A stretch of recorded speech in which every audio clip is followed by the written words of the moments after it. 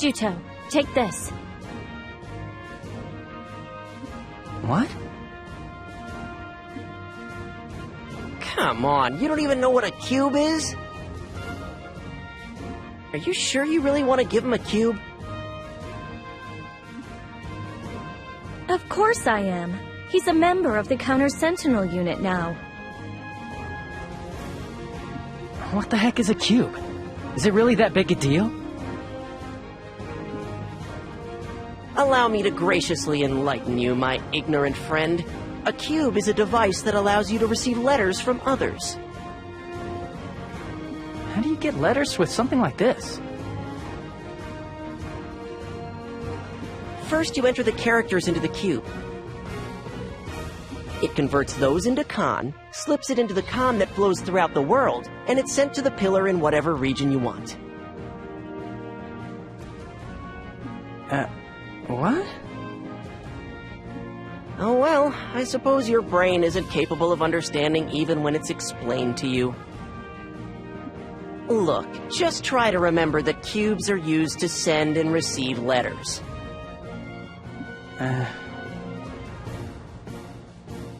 That's a dedicated Southern Forces cube, so if there are any Southern Forces pillars in the area, you'll be able to send and receive. Pillars? The ones you use to save memories? Well, I'll be. You knew that. Pillars make it possible to save human memories by converting them into Con. The Southern Forces pillars are all interconnected, so the pillars can share information between each other.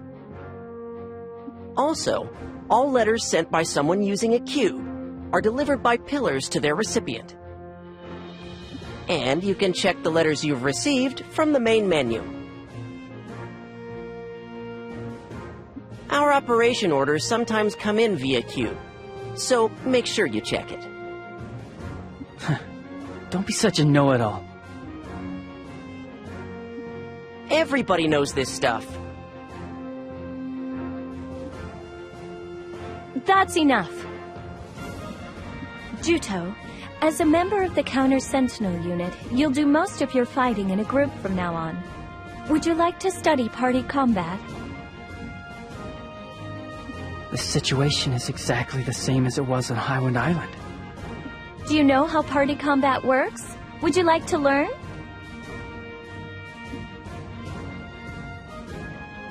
Well, in that case, I think we should put the party combat method into practice, all right?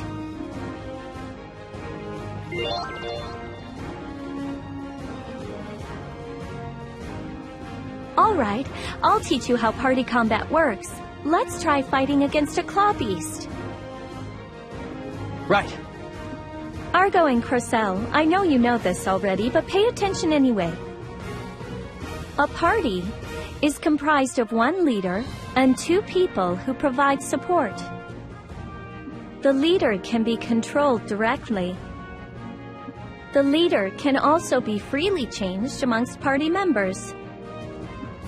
Only the leader can use signature techniques or items, so swap out the leader according to how the battle is proceeding. What do you do to switch leaders?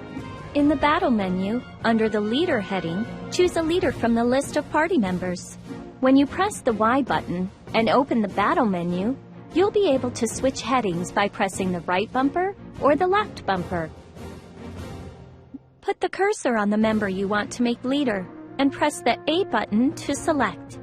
At the moment, Juto, you are the leader. Why don't you try making Argo the leader right now?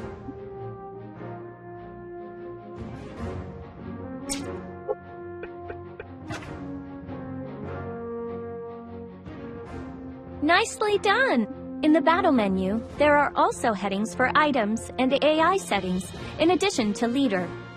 Now don't forget, while you're in combat mode, you can do things like use an item or change a member's fighting methods only by utilizing the battle menu. Understood. Next, I'll explain how to check a party member's status. In combat mode, information regarding the members who are fighting is displayed on. Keep an eye on everyone's stamina, strength, and con conditions as a guide for deciding when to switch leaders. Right. Also, you can check out the arrow that indicates direction, which is displayed next to each member's name. If you press the direction pad in the direction of the arrow, the corresponding member will become leader. You can switch leaders instantly without opening up the battle menu. Alright, while in combat,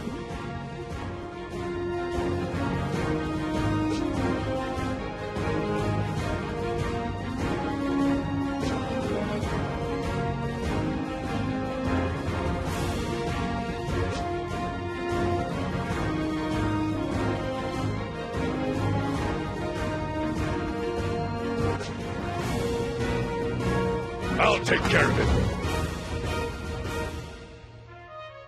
Hey, I'm leader, huh? this method of switching leaders via the direction pad is especially vital to success in battle. By switching leaders using the direction pad, there is a way to pass on the power of overdrive to the next leader. Now, when you do this, one of the party members will experience overheat, but in exchange, the new leader will be strengthened. We call this a chain. Oh, so when in overdrive, I just need to use the direct... That's right, but I'm afraid that just being in overdrive isn't really enough. You need to use a skill while in overdrive. And then when you overheat afterwards, you can simply change leaders using the direction pad. Now then, are you having trouble continuing with the skill after you enter into overdrive? If you're having difficulty, you should be able to use a skill after you've expended nearly enough stamina to enter overdrive. So, I should time my use of skills to when I'm approaching overdrive then? That's right.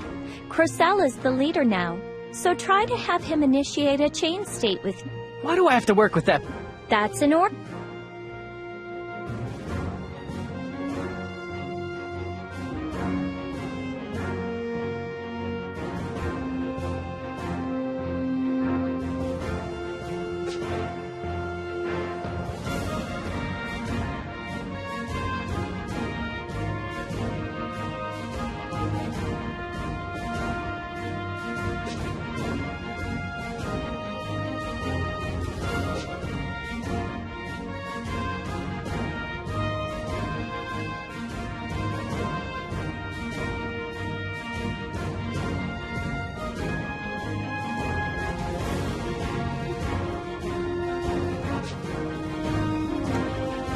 Everything down!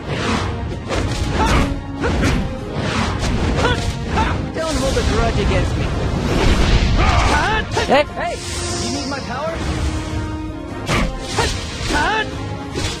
Big man! When in a chain state, your attack strength goes up 1.5 times, just as it does in overdrive. Also, just as it does in overdrive, the established chain state ends the moment you stop attacking. So you need to attack in a hurry then? Don't rush things. Even if you've entered the chain state, you don't need to begin attacking right away. When you enter the chain state, the member who was the previous leader enters an overheat state. You just need to make sure to begin attacking as much as you can before that member's overheat state is lifted. That's why when you're in a chain state, you should act calmly while observing the battle situation closely. Understood. Next, I'll explain how to use it. If you use up all your stamina while in a chain state, you enter into a new drive state. When this happens, your attack strength becomes double. This is called... But just as with overdrive, if you suddenly stop while in chain drive, you'll fall into an... And so, just as when you initiate a chain, you use skills. If you do this, the two members performing the chain will have their stamina completely restored and won't fall into an overheat. We call this... Alright.